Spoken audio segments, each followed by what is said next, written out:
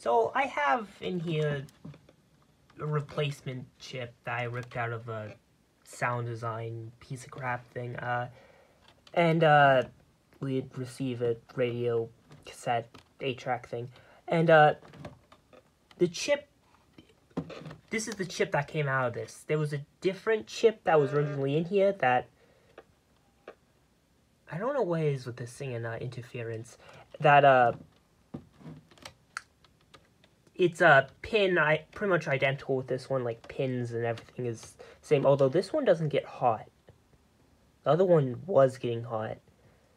And, well, the original chip, not only did it get hot, it also died, and I decapped it. But, I mean, for some reason, the center segment is dimly lighting when there's a 0 on.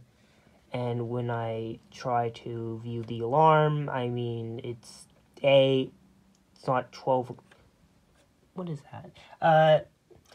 Clock, and it just does its own thing. That, yeah,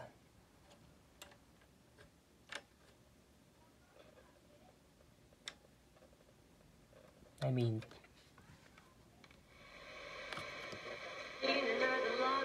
stuff like the timer, sleep timer work. It's just so weird. Yep, so it is snooze button. So,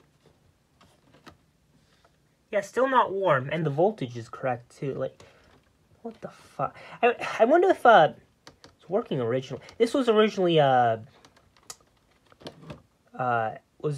up to a VFD display, but check the data sheet.